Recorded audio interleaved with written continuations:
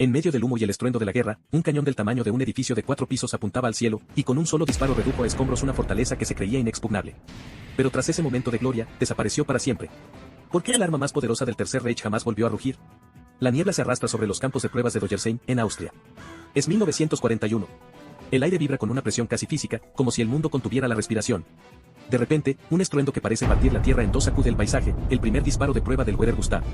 El suelo tiembla, los pájaros huyen en todas direcciones, y una nube de polvo se eleva como si el mismísimo infierno hubiera abierto sus puertas. Este no es un arma común. Es una obsesión hecha metal, un símbolo de poder absoluto y de locura industrial. Años antes, en 1937, en los talleres blindados de Kruppnessen, ingenieros y diseñadores trabajan en secreto bajo órdenes directas del alto mando alemán. El Führer exige una arma capaz de atravesar cualquier muralla, incluso las legendarias líneas francesas de Maginot. El encargo es claro, crear un cañón ferroviario que dispare proyectiles de casi 8 metros de largo y 7 toneladas de peso. Lo que nace de esas mesas de dibujo no es solo una pieza de artillería, es un monstruo de 1350 toneladas, con un cañón tan largo que requiere una vía férrea especial solo para sostenerlo. Se le da el nombre en clave Wehrer Gustav, en honor a Gustav Krupp, patriarca de la dinastía industrial, aunque los propios ingenieros lo llaman en voz bajadora. Mientras Europa se desangra en los primeros años de la guerra, el Wehrer Gustav permanece inmóvil, envuelto en lona y misterio. En 1940, tras la rápida victoria alemana en Francia, el arma pierde temporalmente su propósito, las líneas de Maginot han caído sin necesidad de su poder. Pero Hitler, siempre ávido de demostraciones de fuerza, busca un nuevo objetivo. Mientras tanto, en la península de Crimea, una ciudad se resiste, Sebastopol. Sus fortificaciones, construidas para soportar siglos de asedios, parecen desafiar directamente al Reich. Es entonces cuando el cañón vuelve del olvido. ¿Será finalmente el momento de su bautismo de fuego? ¿O será solo un gigante inútil en un mundo que ya no necesita titanes?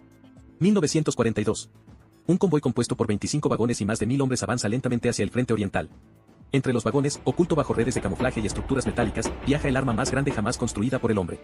Las vías deben reforzarse, los puentes reforzarse, los túneles evitarlos. Todo por una sola misión, destruir Sebastopol. Pero el precio es inmenso. Cada disparo requiere días de preparación, cientos de soldados especializados y una logística comparable a la de una división entera. ¿Vale la pena? ¿O es el Wehrer Gustav solo un monumento al ego de un régimen que confunde tamaño con poder? Cuando el cañón por fin llega a Crimea, los soviéticos ya saben que algo terrible se acerca. Detectan su presencia por el tamaño único de las vías férreas modificadas. Pero lo que no saben, y lo que nadie imagina, es que este arma no solo destruirá fortalezas, sino que marcará el fin de una era en la que los gigantes de acero decidían el destino de las guerras. Después de semanas de avance lento y logística colosal, el Wehrer Gustav llega al frente de Crimea en la primavera de 1942. El paisaje es árido, marcado por trincheras y escombros humeantes. Sebastopol, la fortaleza que Rusia consideraba inexpugnable, se alza en la distancia como un último bastión de resistencia soviética. El cañón, montado sobre una vía ferroviaria especialmente reforzada, domina el horizonte como un dios de guerra antiguo despertado del sueño. Su cañón, largo como un avión de combate, apunta hacia el cielo con una inclinación perfecta, 45 grados, el ángulo calculado para que sus proyectiles penetren tierra y hormigón como si fueran papel. El 2 de junio de 1942, el silencio se rompe. El primer disparo sale con un rugido que sacude la tierra durante kilómetros. El proyectil, una masa de acero y explosivos de 7 toneladas, viaja a más de 800 metros por segundo y se entierra profundamente en la tierra antes de detonar. El objetivo, la fortaleza subterránea de Maxim Gorky, una posición artillera blindada con más de 4 metros de hormigón. El estallido es apocalíptico. Lo que tardó décadas en construirse desaparece en segundos. Los soviéticos, acostumbrados a bombardeos convencionales, no tienen respuesta para un arma que ataca desde el cielo y el suelo al mismo tiempo. Durante 13 días, el Wehrer Gustav dispara con precisión brutal. En total, lanza 48 proyectiles. Algunos pesan hasta 7 toneladas, otros, diseñados para penetrar, alcanzan velocidades hipersónicas al impactar. Uno de ellos destruye un depósito de municiones enterrado a 30 metros bajo tierra. Otro, un túnel fortificado donde se refugiaban cientos de soldados. No hay refugio. La artillería soviética, al ver la magnitud de los cráteres, abandona toda esperanza de resistencia. El 27 de junio, Sebastopol cae. El cañón ha cumplido su misión. Pero al mismo tiempo, ha agotado su utilidad. Porque mientras el Wehrer Gustav triunfa en Crimea, el mundo de la guerra está cambiando. En Stalingrado, el frente se vuelve urbano, caótico, íntimo. No hay espacio para armas gigantes. Los bombarderos en picado como el Yankee Ju-87 pueden hacer más daño con menos logística.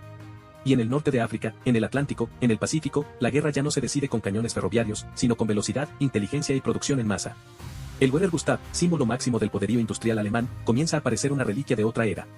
De vuelta a Alemania, el cañón es desmontado y guardado en secreto. Los ingenieros proponen usarlo contra Leningrado o Gibraltar, pero los planes se cancelan uno tras otro. No por falta de ambición, sino por pura imposibilidad logística. Moverlo se ha vuelto más peligroso que útil, las vías férreas están bajo constante ataque aliado, y su tamaño lo convierte en un blanco perfecto para los bombarderos. Además, hay rumores.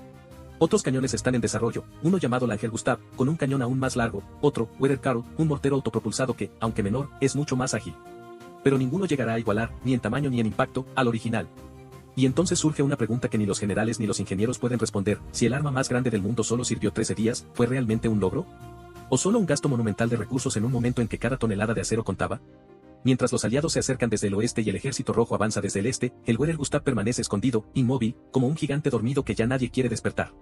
Lo que nadie sabe aún es que su final no será en el campo de batalla, sino en el caos del colapso. 1945. El Tercer Reich se desmorona.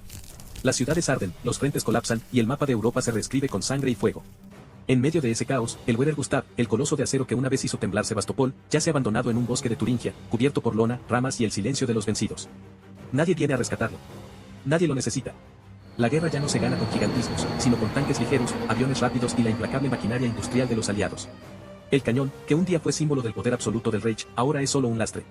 Meses antes, en 1944, hubo un último intento desesperado. Los nazis, sabiendo que su imperio se hundía, consideraron usar el Werer Gustav en la defensa de Berlín. Pero el arma jamás llegó siquiera a ser transportada. Las vías férreas estaban destruidas, los puentes volados, y los bombarderos aliados patrullaban el cielo como buitres. Moverlo habría sido un suicidio logístico. Así que, en lugar de rugir por última vez, el cañón fue desmontado parcialmente y escondido en un túnel ferroviario cerca de Chemnitz, bajo el nombre en clave Hummel, una ironía amarga, abejorro, para el arma más pesada de la historia. Pero el destino no perdona a los ídolos caídos. En abril de 1945, las tropas soviéticas descubren el escondite. Lo que encuentran no es un arma lista para disparar, sino los restos de una obsesión: rieles doblados, piezas oxidadas, ruedas enormes enterradas en el barro. Los soldados del Ejército Rojo, acostumbrados a la miseria de Stalingrado, miran boquiabiertos esa mole inútil. Para ellos, no es un arma, es una prueba irrefutable de la locura del enemigo. Ordenan su destrucción inmediata. Explosivos de demolición son colocados estratégicamente en los cañones, las cureñas y los soportes. Con un estruendo final, mucho menos poderoso que sus disparos de antaño, el Werer Gustav es reducido a chatarra. Lo que sobrevive no es metal, sino mito. En los archivos soviéticos, en los informes de inteligencia aliada, en los recuerdos de los pocos ingenieros que aún viven, el cañón se convierte en leyenda, el arma que disparó menos veces que los dedos de una mano, pero cuyo impacto simbólico fue mayor que cualquier batalla. Su hermana, el cañón Dora, posiblemente un segundo modelo nunca concluido o un nombre alternativo del mismo artefacto, desaparece sin dejar rastro, alimentando teorías conspirativas durante décadas. Algunos juran que fue trasladado a Sudamérica, otros, que sus piezas fueron fundidas en la Unión Soviética para construir tractores. Pero la verdad es más simple, y más triste: fue borrado, intencionalmente, como si nunca hubiera existido. Hoy, apenas unos pocos fragmentos sobreviven. Un carril, una rueda dentada, una placa de identificación en un museo de Moscú. Nada más. Y sin embargo, su sombra persiste. Porque el Werer Gustav no fue solo un cañón. Fue la encarnación de una era en la que los dictadores creían que el tamaño lo era todo. En la que la guerra se medía en toneladas de acero y no en estrategia. En la que la tecnología, sin sentido, se convierte en espectáculo, y luego en ruina. El arma más grande del mundo nunca volvió a disparar después de Sebastopol. No porque no pudiera, sino porque el mundo ya no tenía espacio para gigantes. Y así, en el silencio de un bosque alemán, terminó la historia de un monstruo que, por un breve momento, creyó que podía doblar la tierra a su voluntad, solo para descubrir que la historia no se escribe con cañones, sino con hombres.